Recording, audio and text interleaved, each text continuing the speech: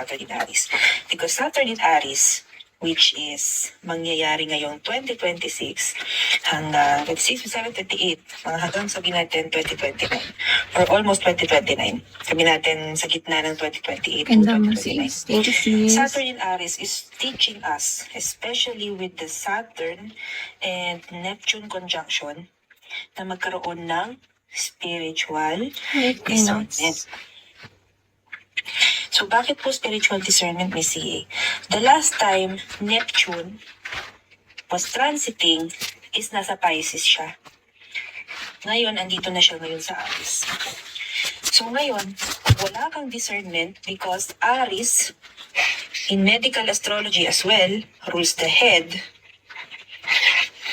Pag wala kang discernment, matatalo ka ngayong panahon. Kaya mapapansin ninyo, maraming practitioner ang maglalabasan ngayon. Maraming kung ano-anong ituturo sa inyo din. Maraming kung ano-anong away-away because Saturn-Neptune, saan yung drawing ko? Saturn-Neptune is literally spiritual warfare.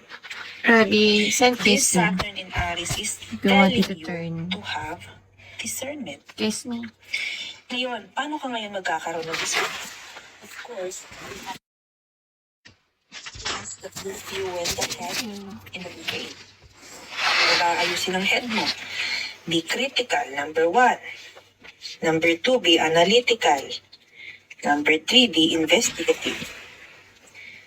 Number 4, control your impulse.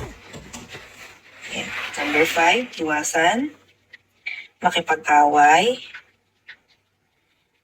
dahil lang sa download.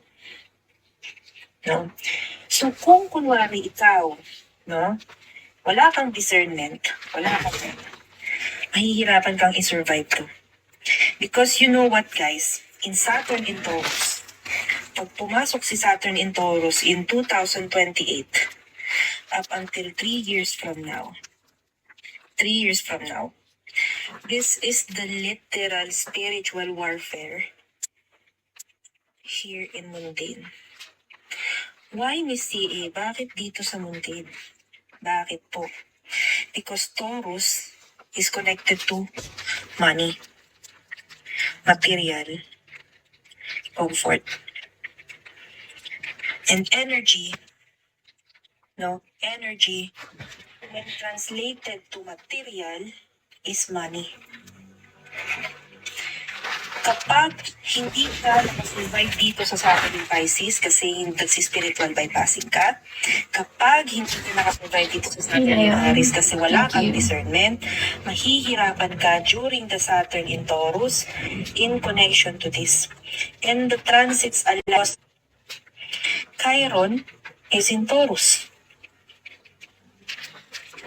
Pag pumasok si Saturn dito, magpo-conjunct sila.